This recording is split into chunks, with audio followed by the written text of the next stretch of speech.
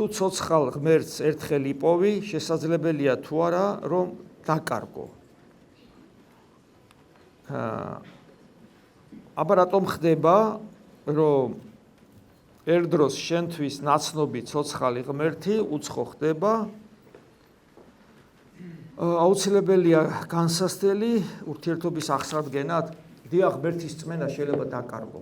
ეს ძალიან, აი როგორც მაგალითად სიყვარული შეიძლება დაკარგო. ადამიანი გიყვარს და უცებ აღარ გიყვარს. ღმერთის წმენა გაქვს, უცებ აღარ გაქვს. ვიღაცა რაღაცას უწოდებს წმენას, მაგრამ ქრისტიანული ხედვა გაგება რწმენისა რა არის?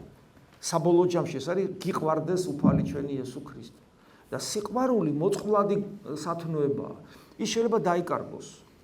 თუ მას არ გაუფრთხილდები. აი ვინც რწმენას არ უფრთხილდება, ის კარგავს მას. ვინც თავისი მეუღლის, თავისი შეყვარებულის სიყვარულს არ უფრთხილდება, ის კარგავს მას. გესმის? ასევე შეიძლება დაკარგოს ადამიანმა სამშობლო სიყვარული, ან ვერც გაიგოს ეს რას ნიშნავს, რატო უნდა გიყვარდეს მაგალითად. ასევე შეიძლება დაკარგო მშობლისადმი სიყვარული. როგორ უნდა დაკარგო მშობლი? აი ესე დაკარგო. რო გაიაზრებ, რომ ესე იგი არც კენატრება, არც ყურადღებას აქცევ, ყოველით შენი ნახვა ჩხუბით თარდება, საკუთარ დედას იგინები, ნუ რა ახლა ვერ გავიგე.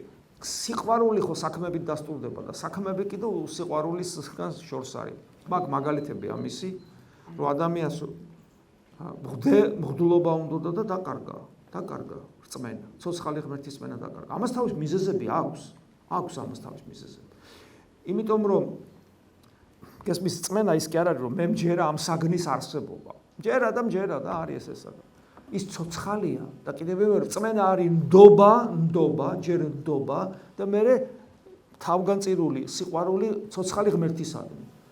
ეს პიროვნულ ურთიერთობაზე ორიენტირებული მდგომარეობაა. ანუ ღმერთისადმი რწმენა არის ცოცხალ ღმერთთან პიროვნულ ურთიერთობაზე ორიენტირებული მდგომარეობა. და თუ ეს ურთიერთობა არ შედგა, ან ჩემი მხრიდან ადგილი ექნება ღალატს, წმენა იკარგება. და განსასწრელი ხო, განსასწრელი რატო იცი, რომ მიზეზი ხო არის, შეხო რომ ვიღაცა გიყვარს და მე აღარ გიყვარს, ხო, ადგილი აქვს ღალატს.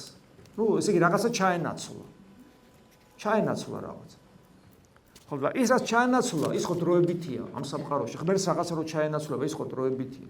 და თუ მოვა განსასწრელი, რომელიც იმ დროებით წაგართმევს, ან წართმევის საშიშროების წინაშე დადგება, მე შეიძლება გამოფხიზდა, ამის გამო უღალატე ღმერთს და ამიტომ განსასწრელები ძალიან ხშირად ადამიანს ეხმარება. კი ბატონო.